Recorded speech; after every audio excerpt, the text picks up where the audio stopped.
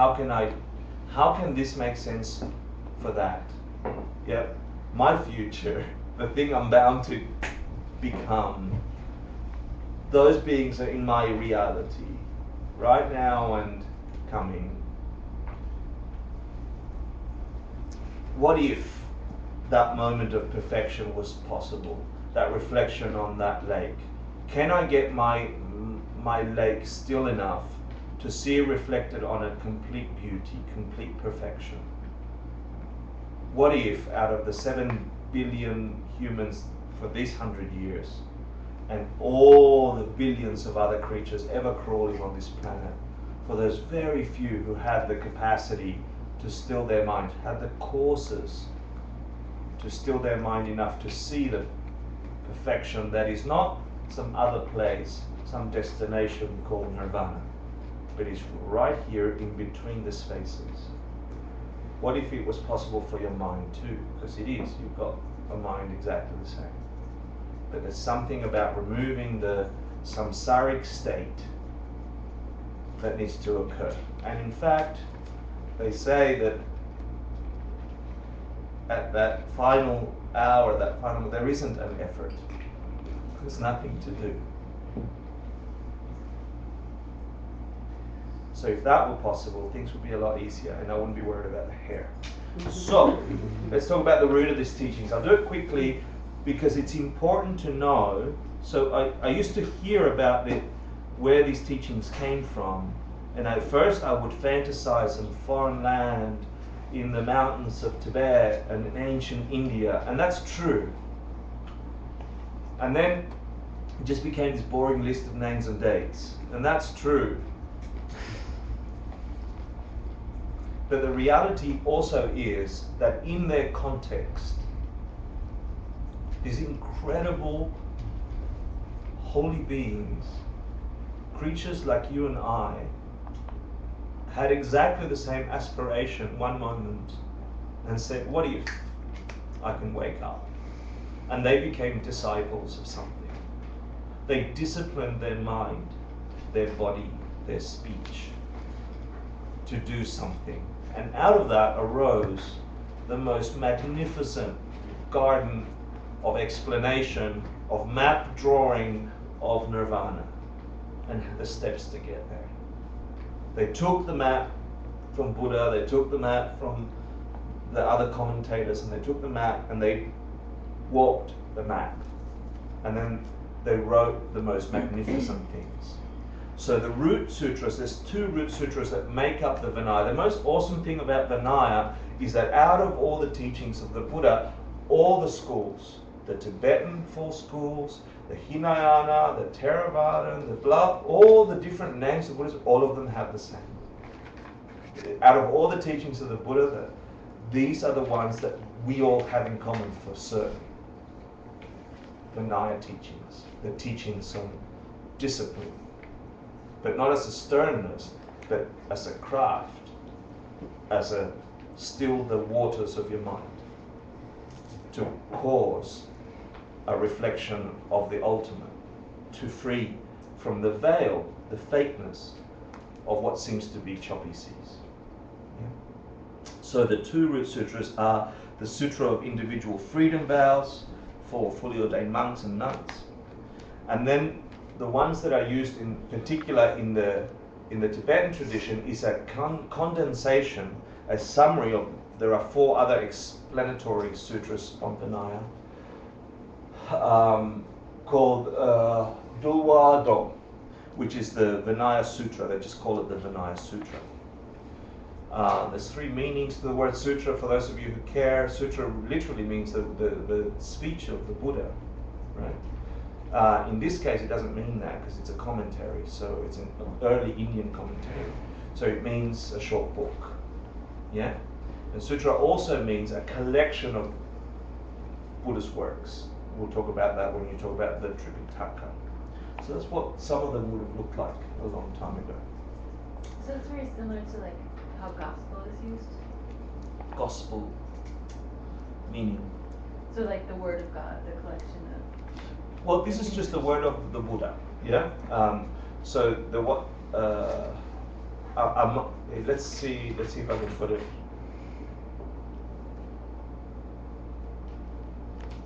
Imagine having goggles that saw everything the way it truly is, rather than your individual view of the world and my individual view of the world. It saw reality as a totality. Yeah, a mind that could abide in that and experience complete bliss in that space between the spaces.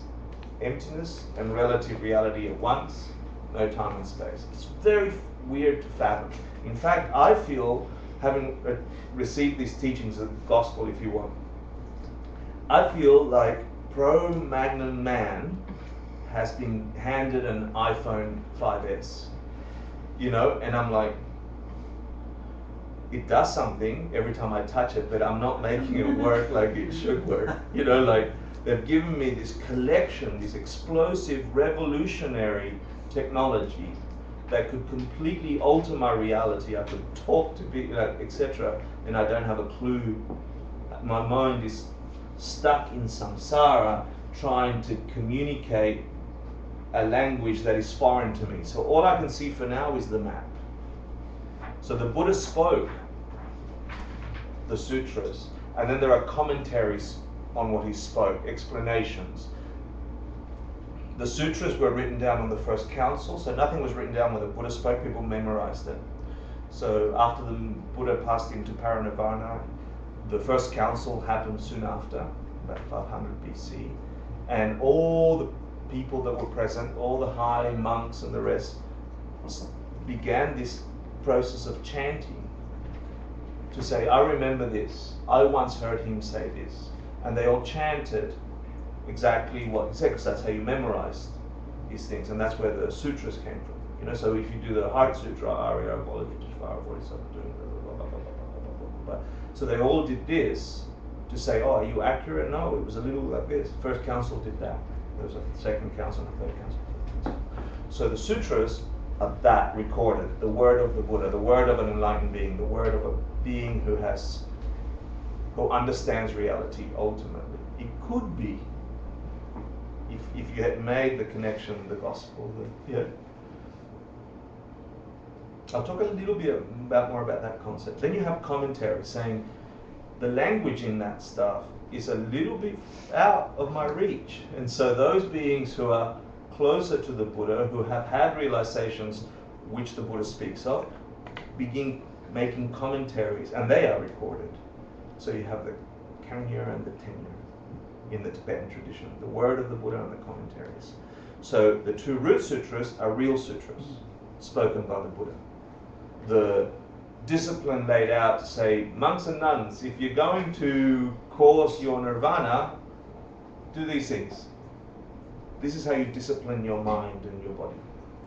And the Vinaya Sutra actually grabs a vast number of Buddhist sutras and makes an Indian commentary, a collection of them, and the Tibetans just use the Dulwado, the collection of all the Vinaya Sutras, yeah, condensed. And that becomes a basis for all Vinaya teachings in the Tibetan system. In this course, we'll use 3 awesome commentaries. One is called The Essence of the Ocean of Vinaya, and this is Jason Kappa, who is the teacher of the first Dalai Lama, the head of the lineage that the Dalai Lama studies and passes on, the one that we're studying. Exactly the same stuff. Yeah? He summarizes the Dulwado in 3 pages in the most incredible, beautiful, eloquent, active way, and we'll get to play with that and apply it. He writes in your reading, if you go to the download page and look at it, he writes a letter to one of his disciples, Nangwa Drapa, yeah, who he commissions to go and make 108 monasteries in the middle of nowhere, yeah, in Amdo province, in Tibet. There was nobody around, and this sweet disciple of Jason Kappa loves and adores his teacher, gets sent off to the middle of nowhere to build 108 monasteries and tame the natives, right? Teach them Vinaya, teach them ethics, teach them meditation. So imagine I was telling you, the reason I tell you about these commentaries and beings is because they are like you. They sat there one day and they had the wish to get free from their sufferings. And their task was go and make 108 monasteries in the middle of Bumville. You know, like it's like, I don't know, Siberia. It's huge under province. Anyway, so yeah, Staten Island. Go to Staten Island. No. Go to, anyway, it's some faraway place. So this beautiful correspondence happens between the two, where he sends him sweet messages. Dear beautiful teacher, please help me with the natives. You know, and Holy Tsongkhapa sends him this beautiful thing called the Epistle on Ethics. And it's really worth reading. It's a beautiful letter. If you can imagine getting a letter from the Dalai Lama directly at you, saying, "Dear Nick, to tame your natives, I think what you're doing is completely holy. I think what you're doing is completely magnificent. When I heard word that you were going to give vows to the first monks in, where did you say? Staten Island. My body quivered with, and the language is magnificent, but then he also explains some crucial points about the link between ethics and nirvana. So it's worth reading. I highly encourage you. So that's one of the things we'll use to unlock the key of Vinaya. Then there was a commentary on that text by Dharmabhadra, and it's called Day Maker. What's Day Maker? Who's the Day Maker? Hector. The sun. The sun. It's a poetic word for the sun. So it sheds light, like the sun sheds light on the planet, upon the words of Tsongkhapa. So that's a beautiful, also short commentary. And then, actually, this is what I want to say. What's Gyatso? Does anybody know? So the essence of the ocean of Vinaya is Duwa Gyatso Ninpo. What's Gyatso? Ocean. That's in English, right? Gyatso is in Tibetan. What's it in Mongolian? Dalai Lama. Dalai. Yeah. That's the Dalai in Dalai Lama, his ocean. Yeah? Yeah, good. And the reason I said that is because I remembered that the Tibetans, what's wish-fulfilling jewel? Wish-fulfilling jewel is this jewel that can give you absolutely everything if you put it on top of a victory banner, blah, blah, blah. And in Tibetan is Yishin Norbu. Who do we call Yishin Norbu? That's what, they don't call him Dalai Lama, they call him Yishin Norbu. Wish-fulfilling jewel. Anything requested of His Holiness is like, he's like a wish-fulfilling jewel. Any intention towards him it will grant you all your wishes. It's beautiful. Yeah. So the commentary by Choni Lama Shedrup, who is an amazing Lama in that image, specifically for some of the secret practices, is Wish-fulfilling jewel, also commentary on the Vinaya. Now I need you to think of monkey magic. Does anybody remember monkey magic? No, good. Japanese. So this is the Korean Tripitaka. Yeah, what's Tripitaka? Tripitaka. Tripitaka. The three baskets. Have you ever heard of the three baskets? That's what Tripitaka means. This is the Korean, these are print tablets of all the spoken words of the Buddha. Each one is a page, whereby you put ink on it, you roll ink on it. This is ancient. And then you put paper on it and you roll it. Tibetans have the same tradition. Paper on the every. Yeah, you make pages like that. Yeah. Is that stone or? No, I think this is wood. Yeah. Wooden. Yeah, they Wood, carved yeah. out of wood. But look at them, Great. like a screen print. Wood blocks. Wood blocks. printing. Yeah, wood block printing. So that's the Tripitaka. The reason I'm telling you this is because I would like you, before we leave tonight, to make the link between Vinaya is the study of discipline. What the hell does that have anything to do with Nirvana. How does it function? What's the link?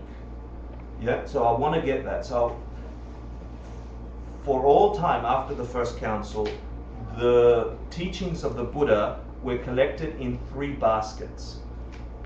A pitaka is a basket. Tree is 3 baskets. Because there was a basket literally with all the printed material relating to discipline and Vinaya, so that you call that the Vinaya Pitaka.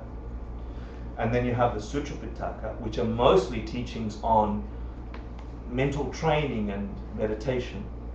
And then you have the Abhidharma Pitaka. Those of you who know the Tibetan tradition, what's Abhidharma? Abhidharma Kosha. Treasure house of wisdom, of knowledge, right? Treasure house. These are all to do with wisdom, emptiness, ultimate reality. That thing that as soon as you name it and conceptualize it, you're wrong. Yeah? That one. That one we just talked about, the one between the spaces. You've got to call it something in order to move your mind towards it, and then you've got to relax and not be there for it to appear. Right? So traditionally there used to be 3 physical baskets filled with the printed material from the previous picture, the 3 baskets. Yeah? And these became the 3 trainings. So for those of you who know, in the epistle, in the letter that Tsongkhapa writes to his disciple in Staten Island, he says to his disciple, even now in the 1400s, practitioners of the Buddhist teachings have forgotten the link between these 3 great trainings, or the things that came from the 3 baskets. The extraordinary training on wisdom, extraordinary training on emptiness, that thing that as soon as you name it, you're wrong. Yeah? Shera.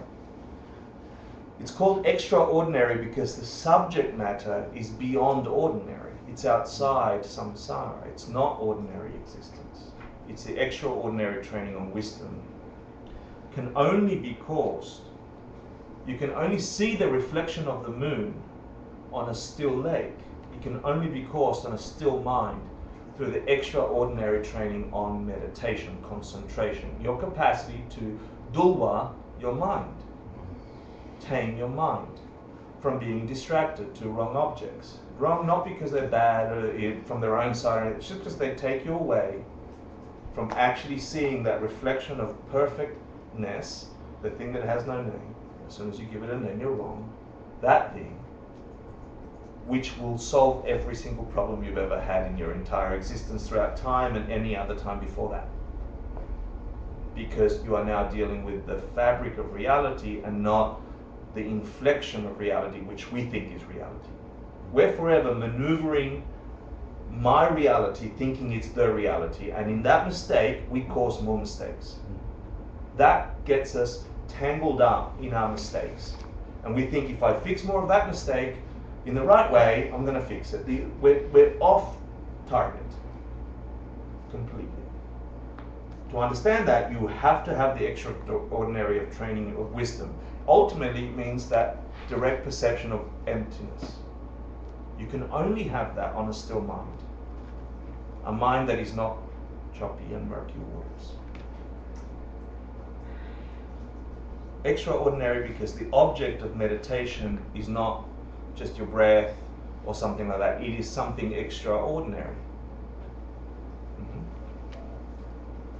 That can only come about, and Tsongkhapa says in his letter, that can only come about if your mind, if your conscience is clear, if your mind is at ease, if you haven't got 100 things worrying you, who you've hurt, who you dislike, what you said to your mother that you wish you hadn't, blah, blah, blah, blah, blah. The only way you can have a still mind, still enough to have spontaneous realizations in meditation, is a mind that is tamed, dulwad, through ethics. It creates a peace of mind to have tamed your mind and your body and your senses. Remember, it says you tame both your physical organs and your senses. So, to be a good person, to have goodness. And then the priest comes up for me, right? Like, I don't want to do that. So what's good and who says it's good? Why is someone telling me that this is good and this is bad? I'm already rejecting this, you know? So that was a good story up until this point. I'm like, you're telling me what to do? Got a problem with that.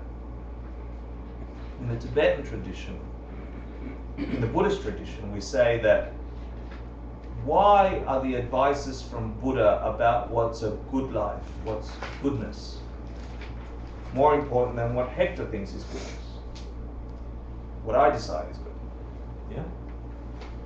And they say it's because an enlightened mind can see the causality between what you just did or thought or said and what its result would be.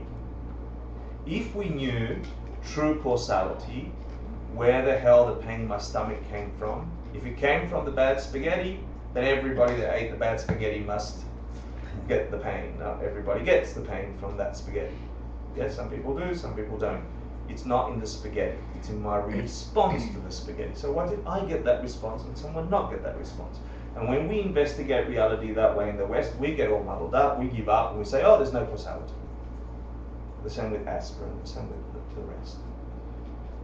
In the Buddhist tradition, you say the Buddha has a perfect sight of what will result into what, because they have seen it directly. They have seen the reflection of the moon. Your guru will be able to, if you see your guru as a Buddha, as an enlightened being, your guru will tell you what causes what. Their reflection, they've seen the reflection on the moon, you can't see it, your sea is too choppy. So they say the advices on Vinaya, the disciplines that we tame, begin as large boulders on our path. And these are the 10 Commandments, the 10 misdeeds, the big ugly things that we as a collective humanity do to each other. Take number 1, killing. I'm not going to kill anyone. Right? So come on, Buddha. So give me something I can use. Yeah, stealing. Nothing of value. I mean, really. Sexual misconduct. Define that. You know, that kind of and then it gets finer and finer. So you imagine them, this gross. Now, the reason they are the top 10 is because the majority of us have some aspect of this in our lives. I didn't kill anybody this life that I know of. Oh, I ran over that fox. Oh, I chopped the heads of about 100 mice when I was a 10-year-old. Oh. I saw the life extinguish from those little bodies. I didn't think about being a little body, having someone chop my head. I boiled that little lizard until its guts blew out as a 7-year-old. I had this disgusting urge to hurt something. Okay, so the Buddha says if you stop that impulse, good things are going to happen. He can see, or she can see, a link between that action and its result for my consciousness, for my mind. If wisdom, if ultimate reality is true, if the idea that the world is coming from you is true, and it's caused by the experiences of your mind, then those experiences must have a result. And I've been dragging them like a net. All the actions of body, speech, and mind in this life are following me like a shadow, growing, growing, growing, as if the sun in front of me is getting brighter and brighter. And they are inescapable, like every cause is inescapable. Every cause must have a result. And they grow until they ripen. Every seed will give its fruit. And when the seed becomes big, a big forest of trees, many fruit come from that part of the forest. And so many of the sameness appears. And that's why my life is that way. And that's why my life is this way. And I've got some really lovely fruit. And I've got some really shitty fruit. And I bet you do too. I have like a comment and a question. Yeah. Okay, so like the idea that nirvana, or when you reach it, or that the Buddha can see all the like causes and effects and everything as it truly is, does that go back, like, I don't know, from what I've been reading and everything, like, they talk about it as like omniscience, right? Like the idea Yeah, that not omnipotence, omniscience. omniscience, that they like can see everything, Yeah. right? Okay, and then is it like, because you're talking about, I don't know, you said like, you know, we've had this discussion before, I think, kind of, but maybe the teachings will address this, but it's like, what if, you know, like there's an insect or something, like, you know, we talk about the like insects and what to do in your apartment, right? Like we live in New York, like all that. Like, what are you supposed to do if like someone else steps on like the ant? Yeah. Do you know what I mean? And I then know like exactly you're what you mean. watching it, but like what, you can't do anything Good. to. We're not talking about that today. Okay. We will talk about it We'll in talk the about ensuing that? weeks in detail. Awesome. Yeah? And that's why it's worth coming. Yeah, I'm advertising the class. All I want you to do for now is realize that what we're about to cover is so magnificent and so applicable. Hopefully, I don't know if I've been rambling or if you can see it as applicable. It should spark in you that applicability. It should spark in you the idea of, okay, everybody and me on the planet is working in this way. And in my life, I've had a calling to maybe working this way, but I haven't figured out exactly how, and I've tried and not done it. Maybe this is the time we do something, I promise. The nice about promises and why they function. Why does a promise, so if, let's say, we're going to talk about it in detail, but let's say about killing insects in your apartment, right? Not killing insects in your apartment will have a result, yeah? Killing insects in your apartment will have a result. So why talk about promises or vinaya or discipline? What the hell does that mean? Vowing, promising, doing something special accented in your mind to not kill insects or to kill insects in your apartment. Making a promise about something to yourself or to a heightened object accents that karma, that causation so much that it will produce a faster result. And we learned about that in course 5, but we'll get to talk about it in detail here. Why the idea of promise or attention, that discipline, has power over the normal world. Yeah. And I'm super excited to have that as a discussion rather than me talking. So I want to talk a little bit about the noise that just happened. No. I want to talk a little bit about, did I press that too far? I did. Damn it. Where's that? Okay. Jason Kappa says that if we're only motivated to consider ethics or morality for the sake of what others would say of us or what others think of us, you sort of miss the point. It's a waste of time and you may as well just poo your pants. Yeah? I'm sure he didn't say that. But if you maintain it out of a feeling of renunciation, if you look at the teachings on ethics, or the teachings of discipline, of dulwa, for the sake of reversing, altering that samsaric state of mind, it's not permanent. It doesn't have to be this way. It doesn't have to be that things don't work. It's not fixed. It is poignantly, perfectly potentialed. It can be absolutely anything. It can be worse, it can be best. If you just know how to tweak it. So Vinaya and what Jason Kappa is saying, if you maintain some kind of dulwa, an ethical state of mind, because you understand emptiness, because you understand, and you hopefully have it with a bit of bodhicitta, it will serve to peel samsara, and you will experience yourself in that reflection. Does that make sense? But if we do it like most humans tend to, oh, I'm such a good Buddhist. I mean, I've got this all over me, yeah? Like when you guys are meditating with me, I'm such a good meditator, you know? I can tell you the number of times for example, I don't prostrate at home. I'm like, I'll do mental prostration. You know, like, and that's just a little one, yeah, a little confession. We do this, you know. It's like, oh, someone's watching on such a good list. So I invite you to think a little bit about just how to improve.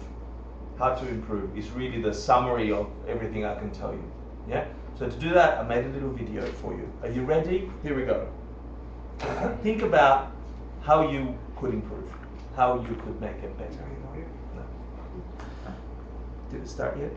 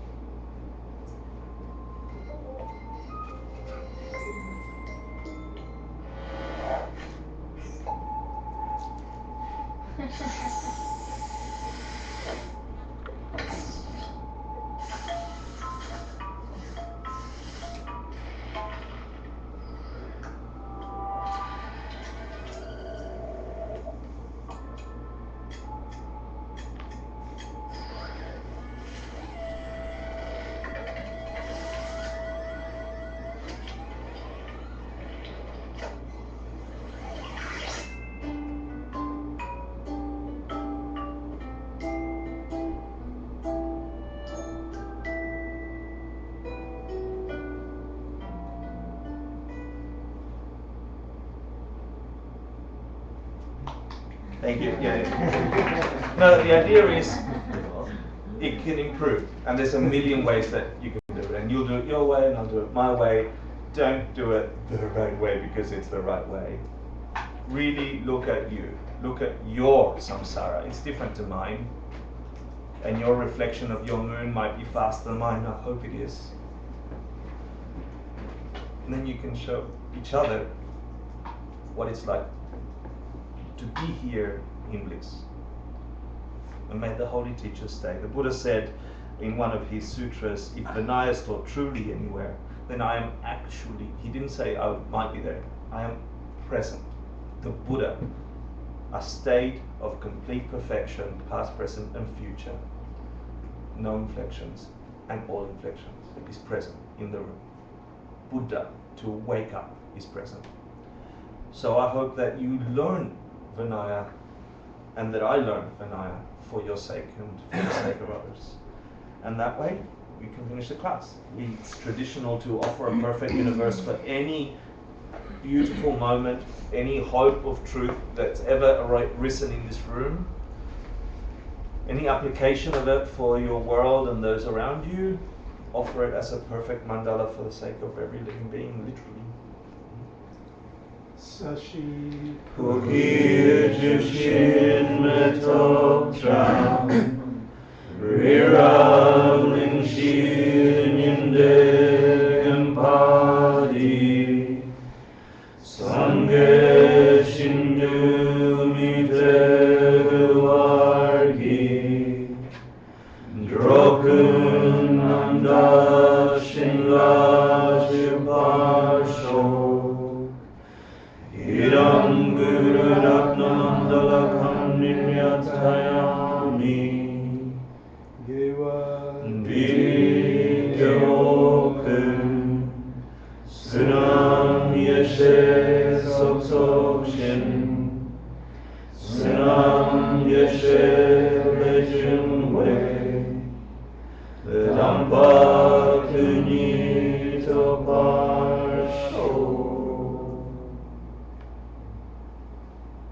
Thank you so much for giving yourselves and each other the time. I hope I see some of you next week, and in the meantime, please, I encourage you, go to the Facebook event, connect to the readings, download them, and before leaving, give the 3 jewels your money.